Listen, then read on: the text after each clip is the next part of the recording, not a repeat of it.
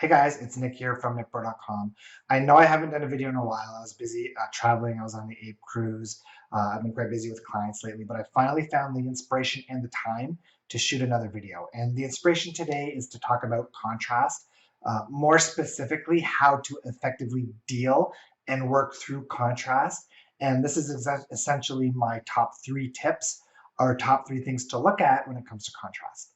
So, number one, you didn't screw up, right? Contrast is not a sign of failure. Stop seeing contrast as the enemy. As soon as you do that, you're in a state where you're pushing against the contrast. And what happens when you push against contrast? You give it momentum. What happens when you give it momentum? You create more of it, right? So the more you're pushing against contrast, the more you're seeing it as a bad thing, and I see this a lot with money, right? The more you're pushing against the unwanted, the more you're going to be stuck in it, right? You've probably heard the term, the more you're okay with what is, the faster you will go. Well, you can take that literally. So stop pushing against contrast. You didn't screw up, right? If you're seeing contrast as a problem, it's going to keep you in the energy of the problem. When you're in the energy of the problem, you can't be in the energy of the solution, right? You didn't screw up. And you're never going to get to a point in life where there's no more contrast, right? It's not like you keep living life until you deal with all your shit and you're up here and you're aligned all the time and contrast never happens. That's not how life works. We're here for growth. We're here for expansion. We're here for new awareness. That's never going to end. And you can't experience that without contrast. But what you can do is be okay with contrast, right? Abe's step 5. The more you're okay with contrast, the more you stop pushing against it, the more you see the value in it, and the quicker you move through it. So again, last time, contrast is not a sign of failure. You're not doing anything wrong. You're not screwing up. It's part of the natural cycle of growth and expansion that you came here for. Okay? Step number 2, recognize that you created it. You did. You're responsible. If you're experiencing it, then it's a match to your vibration, period. And you can't change something that you don't take ownership for, right? So take ownership for the circumstance, take ownership for the contrast, but see it as a trigger to bring you new awareness. Right? So when you experience contrast, what you want to ask yourself is this. What is this circumstance trying to tell me about me? What's it trying to tell me about my vibration?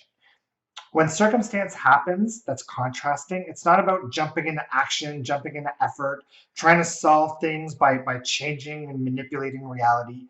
It's about looking at your vibration. What part of my vibration created this? Right? And how did you create it? Well, on a simple level, you gave more energy to the problem than the solution. But really, there's 3 things you want to look at. One is your emotional state, right? So contrast that you created was created through your vibration, and it's one of these 3 things. 1, an emotional state, a negative emotional state in your attraction point. 2, a belief you keep practicing. Or 3, it's about where you're putting your focus.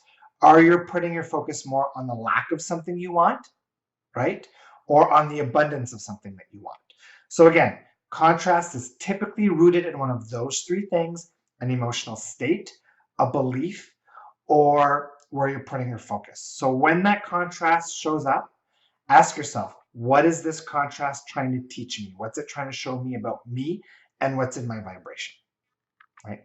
Now, the third thing to look at is what I call becoming unconditional. Right? So you understand that alignment is where your power is. You're in your full power from a state of alignment.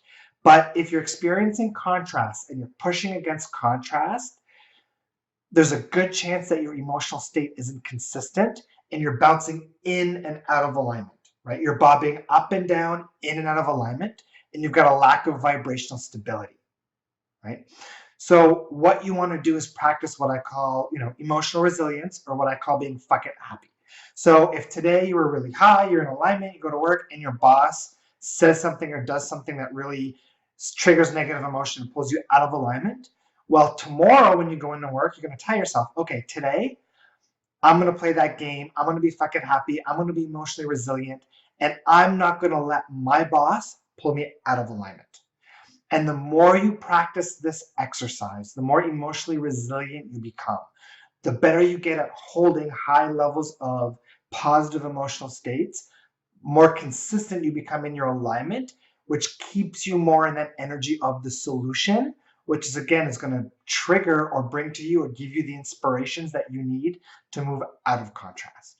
Okay, so those are my 3 tips. Thanks for watching. I'm going to leave a few extra goodies for you guys in the description, and make sure you're following the right channel, Nick Bro. So youtube.com/Nick Bro. That's my new channel. That's where I'm posting all my videos. So if you enjoyed this video, make sure you go to the Nick Bro channel and follow, so you'll get notified of all the new stuff that's coming your way. So thanks for watching. If you enjoyed this video, drop a comment, share. Let me know how you're making out. So thanks for watching, and ciao for now.